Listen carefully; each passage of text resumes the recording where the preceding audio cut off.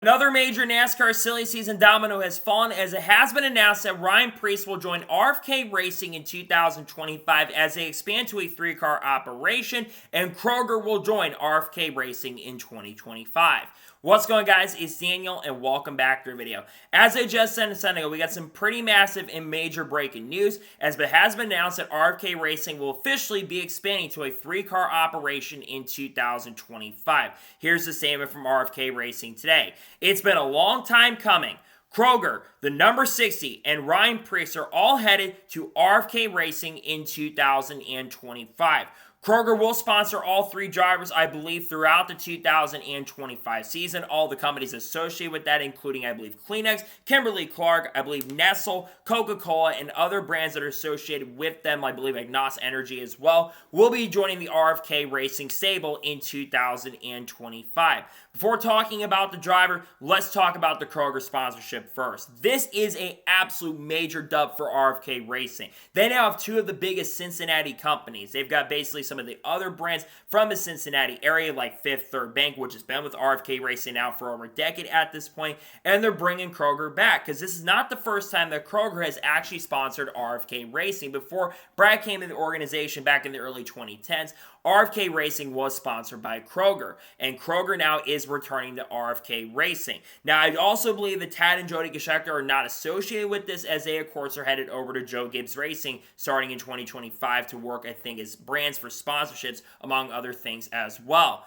But this is a major, major win from RFK Racing, and they were going to have to expand to a three-car operation regardless because of how much money and sponsorship Kroger is going to be bringing. And with the money that they're bringing in, that's a massive reason why they're expanding to a three-car operation in 2025. So this is a major, major dub for RFK, as that organization has really been building themselves up, and they have continued to get better. Brad Keselowski won his first race in 3 years at Darlington earlier this year and made the playoffs. Unfortunately, got eliminated the round of 16. And while Chris Buescher did not make the playoffs this year, he still won a race in a really thrilling finish against Shane Van Gisbergen and did a very excellent and really good job this year, one of the most consistent drivers in 2024. Now let's talk about the driver, Ryan Preece. Ryan Preece, this is a no-brainer move. This has been the driver that has been linked to RFK Racing for the last couple of months. Really since August, it's been rumored, especially with them rumored to be expanding, that Ryan Preece had been the favorite to go to this team for 2025. Now, a lot of people are going to be saying, well, Daniel, Ryan Preece really had not set the world on fire at the teams like Stewart-Haas Racing or JTG Daugherty. Why are they bringing him in?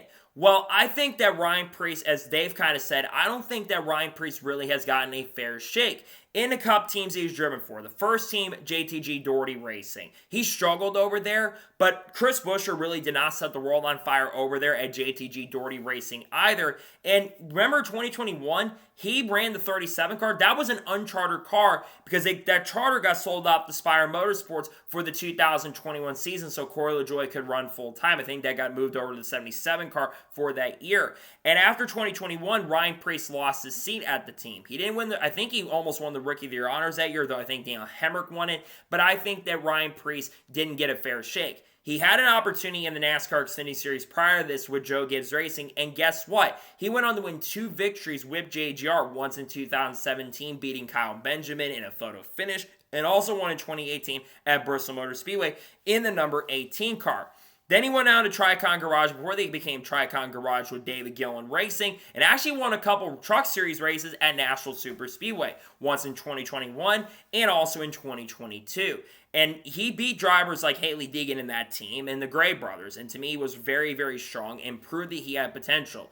Then he got the opportunity in 2023 to move up because of KHI stuff and got an opportunity to drive the 41 car when Cole Custer moved back down to the NASCAR Xfinity Series. And he won a pole in 2023. But we also have to remember that this was the first season where Stewart-Haas Racing failed to win a race. And Kevin Harvick, while he was good with the team, did get eliminated in the round of 16 because the team really struggled in 2023. And then in 2024, we all remember that study group, right? That the other 3 drivers ran. Well, the other 3 played that study group thing, and Ryan Preece wasn't invited. And I look at the end of the year for Ryan Preece especially. He had a very solid end of 2024. He had a couple I think he had 4 or 5 top 10s in the last 10 races of the season, and legitimately beat Josh Berry in the points, despite the fact that Berry had been the best in the standings outside of Chase Briscoe for a lot of the year. He had fallen off a cliff near the end of the year, and he almost beat Noah Gragson in the standings as well, and almost been the second best finishing driver in the points. He qualified not that great, but he finished very, very well at the end of the year. So what are my expectations for Ryan Preece going into the 2025 season? Realistically, I think Ryan Preece will be a legitimate playoff contender. RFK Racing is a team that you're going over there. You're going to be expected to be a playoff contender, but he is going to have a lot of really strong competition going up against in 2025. Of course, his teammates at RFK, Chris Buescher and Brad Keselowski. You, of course, have to go up against drivers like Bubba Wallace, Tyler Reddick, and potentially Riley Herbst, who's not been announced for the team yet, though he's very likely going there. He'll probably have to go up against drivers like Zane Smith and Todd Gillen, who looks like will move over to the 34 car for 2025. Also, the Hendrick cars of Alex Bowman, Chase Elliott, Kyle Larson, William Byron, Kyle Busch, who I think is going to have a little bit of resurgence next year, and also the Spire cars, as that team is looking to get better in 2025, as they're expected to get a Tier 1 alliance. But I do believe that Ryan Preece will be a legitimate playoff contender. I think there will be some struggles early because new teams that come into play, they take some time to get used to, but I do expect by the middle of the season that Ryan Preece will be a legit playoff contender. I think he will get some top 5s and top 10s. I don't think he's going to win a race in 2025 unless it comes from a super speedway, but I do think, especially on the short tracks and even some of the intermediates as well, I think you're going to see him run very, very strong. And he might do better on road courses now because he's actually going to have a team who's been solid at road courses, especially with Chris Buescher. I do believe that he is going to be very, very strong. And it's also really cool to see the number 60 car coming back full time. RFK has not used a 60 car full time in Cup competition. That 60 car was synonymous with drivers like Carl Edwards in the NASCAR Xfinity Series and Greg Biffle as well. It had a lot of success in Xfinity, so it's really cool to see the number 60 car coming back full time. I don't think the 60's been full time in the Cup Series in a very, very long time, so it's amazing to see that number officially coming back in 2025.